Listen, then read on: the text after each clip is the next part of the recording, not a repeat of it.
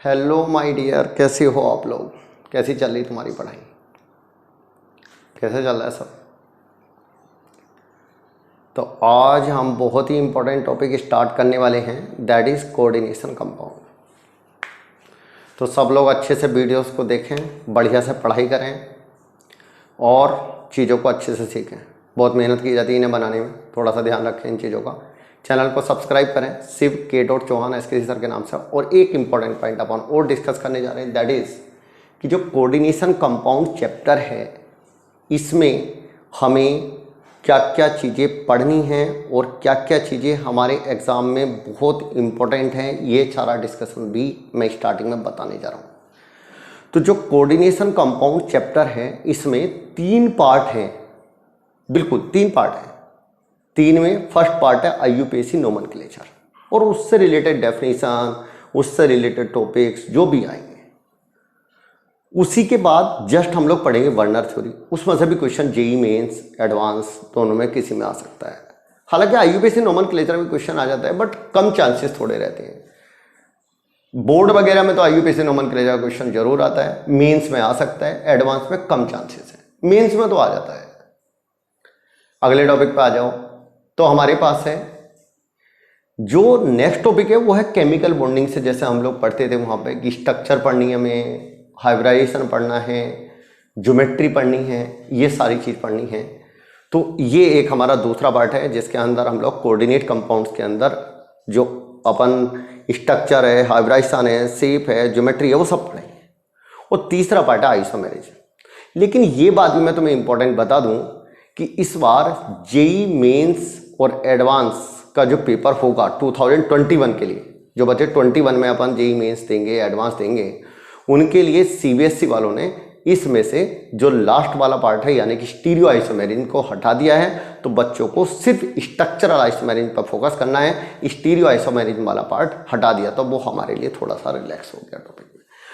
तो चलिए मैं अब स्टार्ट करने जा रहा हूँ। सब लोग यहाँ पर ध्यान देंगे कोऑर्डिनेशन कंपाउंड्स में। तो कोऑर्डिनेशन कंपाउंड्स में सबसे पहले बेसिक डेफिनेशन तो अपन लिख सकते हैं क्लासिफिकेशन ऑफ सॉल्ट। पहला अपन पॉइंट जो है वो जो राइट डाउन करने जा रहे हैं that is classification of salt. तो लिख लीजिए क्लासिफिकेशन ऑफ सॉल्ट्स। ठीक है, क्लासिफिकेशन ऑफ सॉल्ट्स।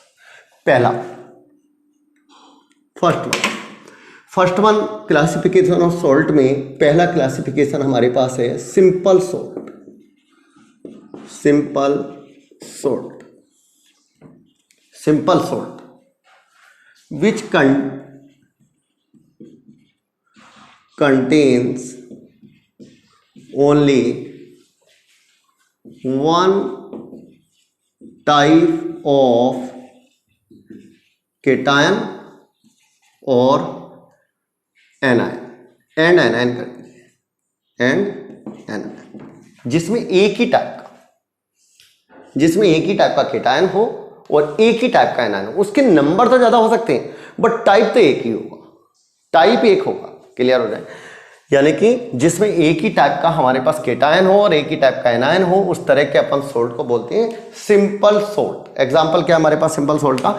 देखिएगा, ध्यान देंगे, एक ही टाइप का होना चाहिए, टाइप एक ही रहेगा, नंबर्स भले ही ज्यादा हो जाए, टाइप एक ही रहेगा। एग्जाम्पल देखें, NaCl, KCl, देख सकते हो एक ही टाइप है, Ne+Cl-, K+Cl-, CaCl2, इस तरीके से MgCl2, बहुत सारे हैं इस तरह के सोल्ट को क्या बोलेंगे? यहां पर सिंपल सोल्ट Na+Cl-। देख सकते हैं एक ही टाइप का केटायन है, एक ही टाइप का एनायन है। हालांकि CaCl2 में Ca+2 2Cl-, टाइप एक ही है, नंबर भले ही हमारे पास Cl के 2 हैं, नंबर 2 है, बट हमारे पास टाइप क्या है? Only one type. क्लियर हो जाए? तो अपन देख सकते हैं कि टाइप हमारे पास एक ही है, Ca+2 और Cl-। तो टाइप एक ही केटायन होगा, एक ही हमारे पास एनायन होगा, एक ही टाइप का। अपन अलग अलग टाइप के केटायन या एनायन नहीं होंगे। तो अपन इस तरह के सोल्ट को क्या बोलते हैं बेटा? Simple salt. तो सिंपल सोल्ट की डेफिनेशन हमें समझ में आ जाए कि जिसमें एक ही टाइप के केटायन हो और एक ही टाइप के एनायन हो, उस तरह के सोल्ट को हम लोग क्या बोलते हैं? Simple salt. दूसरा अपन लिखेंगे, सेकेंड वन लिखेंगे मिक्स सोल्ट। सेकेंड वन लिखेंगे मिक्स सोल्ट, मिक्स्ड सोल्ट। बिल्कुल, मिक्स सोल्ट कौन से होते हैं? मिक्स सोल्ट वे होते हैं जिनमें एक से ज्यादा टाइप के केटायन या एक से ज्यादा टाइप के एनायन हो। ऐसा भी हो सकता है एक से ज्यादा टाइप के केटायन है बट एनायन एक ही टाइप का है, या ऐसा भी हो सकता है कि एक से ज्यादा टाइप का अपन पे एनायन है और केटायन एक ही टाइप का है। तो लिख सकते हैं which consist of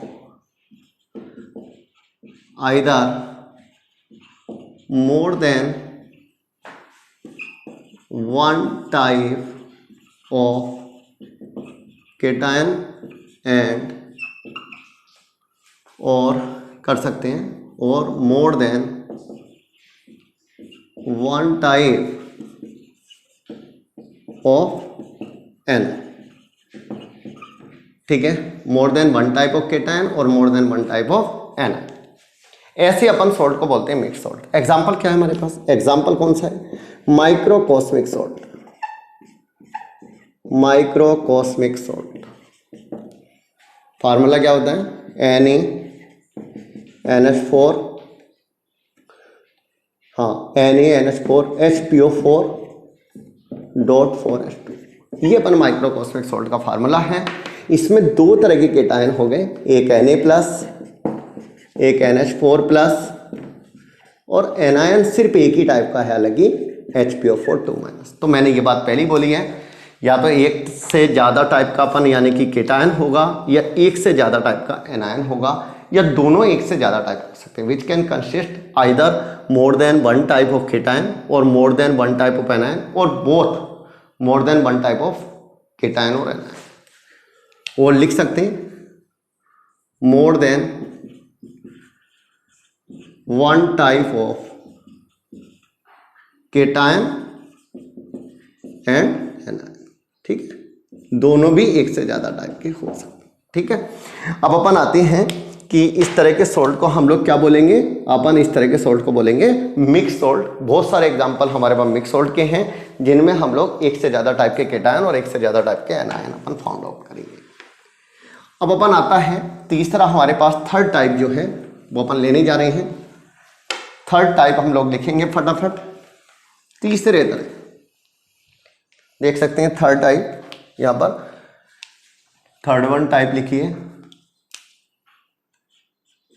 third type double salt. Double salt, बिल्कुल बेटा, डबल सोल्ट। डबल सोल्ट कौन से होते हैं? डबल सोल्ट बे सोल्ट होते हैं जिनमें जो अपन सिंपल सोल्ट हैं वो प्रेजेंट रहते हैं, उनके कॉम्बिनेशन से बनते हैं और उनको एक फिक्स्ड मोलर प्रोपोर्शन में ऐड करने पे बनते हैं। तो लिख सकते हैं यानी कि double salt is formed by combination of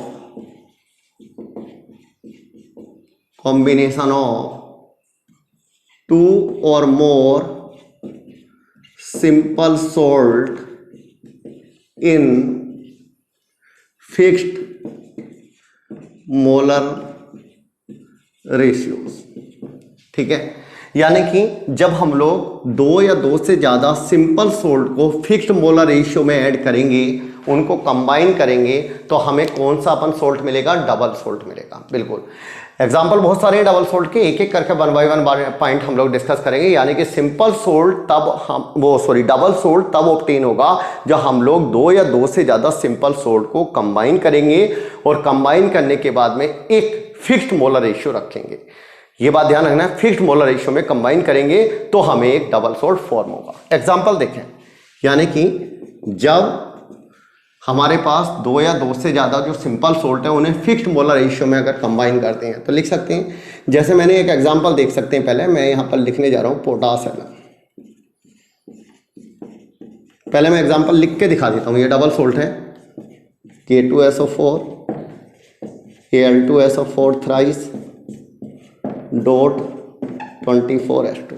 बिल्कुल, पोटासियम जो है वो वेल नोन डबल सोल्ट है, बहुत ही important example. First one. Second one हमारे पास में जो एग्जांपल है वो है पोटासियम। दूसरा अपन एग्जांपल लेने जा रहे हैं, second one example, second one मैं ब्लू वाले से डाल देता हूँ एग्जांपल को। दूसरा वाला जो हमारे पास एग्जांपल है वो है कार्नेलाइट, और तीसरा एग्जांपल है मोहर सोल्ट। तो ये अपन पोटासियम था, ठीक है।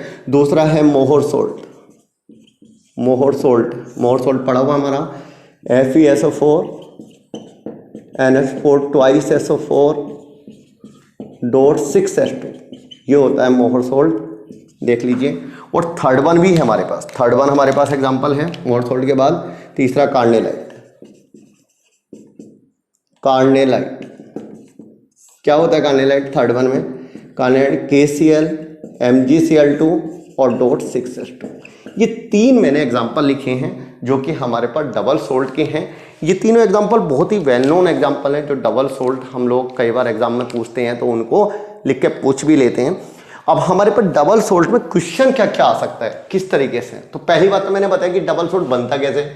डबल सोल्ट जब भी हम दो या दो से ज्यादा सिंपल सोल्ट को मिक्स करेंगे एक सर्टेन मोलर रेशियो में, तो अपन यहां पर डबल सोल्ट प्रिपेयर हो जाएगा। कैसे बनता है देख सकते हैं। Double salt, a double salt is obtained when, लिख सकते हैं,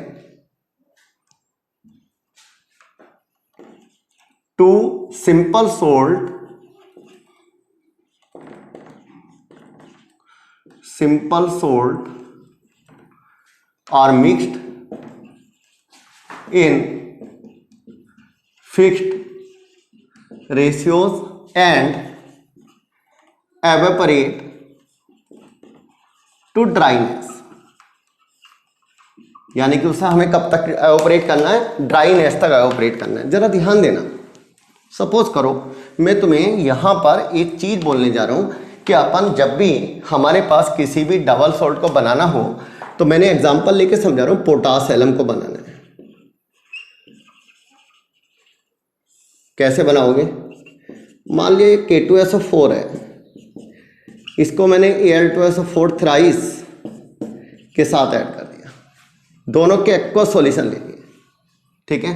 तो यहां पर टू सिंपल सोल्ट, यहां पर एक्वा सॉल्यूशन भी कर सकते हैं, aqueous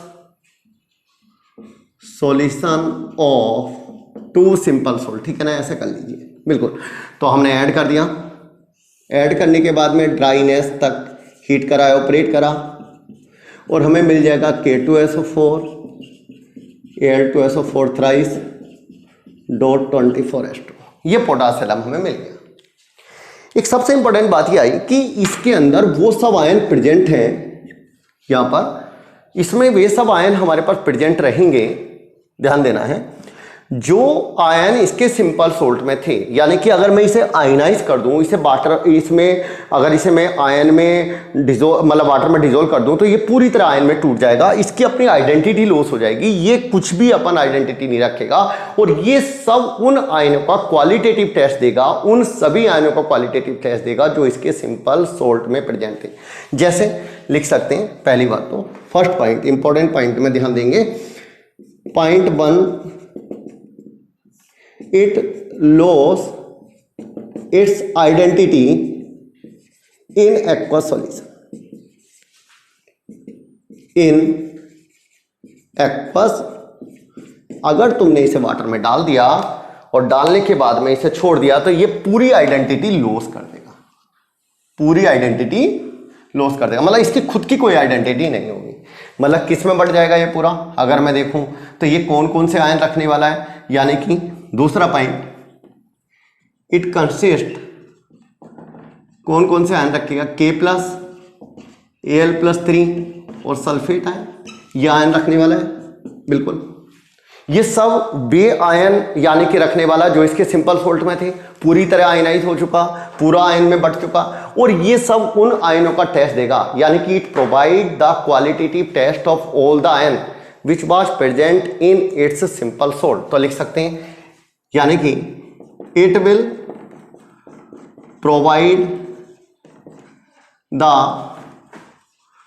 qualitative test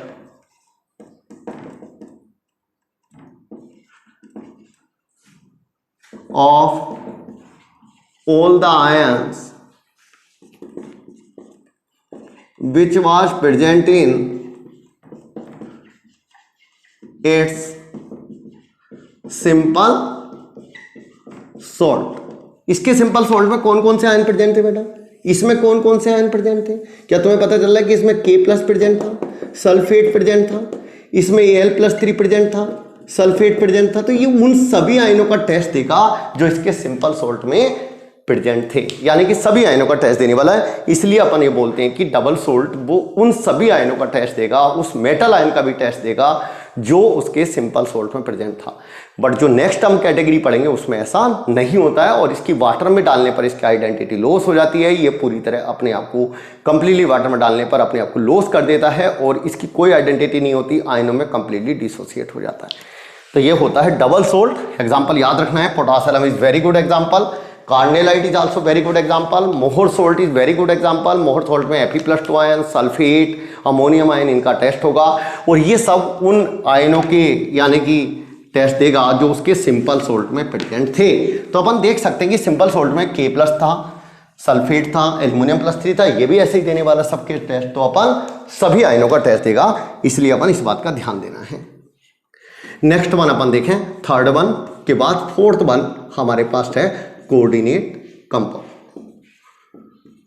coordination compound और कॉम्प्लेक्स सोल्ट। कॉम्प्लेक्स सोल्ट, ठीक है, बिल्कुल ये हम लोग टॉपिक लेने वाले हैं, कोऑर्डिनेशन कंपाउंड और अपन यहां पर कॉम्प्लेक्स सोल्ट। तो इसकी डेफिनेशन के बाद में फिर हम लोग अगले वीडियो में स्टडी करेंगे, ये अपन ध्यान दे देंगे हम लोग। कोऑर्डिनेशन कंपाउंड और कॉम्प्लेक्स सोल्ट क्या होता है, पहली बात तो यहाँ पर ध्यान देंगे, it does not loss their identity in its aqueous solution. Aqueous solution, ये एक्वस सॉल्यूशन में अपनी आइडेंटिटी को लॉस नहीं करता, यानी कि ये बोल सकते हो it retain its identity, retain बनी रहेगी, इसकी रिटेन रहेगी, आइडेंटिटी लॉस नहीं करेगा। लॉस देयर आइडेंटिटी, ध्यान रखें, it does not loss their identity, और बोल सकते हैं retain its identity in aqueous solution. ठीक है, ये बात अपन ध्यान रखनी है, ये रिटेन करेगा अपनी आइडेंटिटी को, लॉस नहीं करेगा। फिर वर्ड को ध्यान दें, रिटेन करेगा अपनी आइडेंटिटी को, लॉस नहीं करेगा। दूसरी बात, हाँ दूसरा पॉइंट, हाँ लिखेंगे, एक कोऑर्डिनेट कंपाउंड और complex salt, it consist of a metal atom और आयन, मेटल एटम और आयन, और ये मेटल एटम और ion generally D block metal.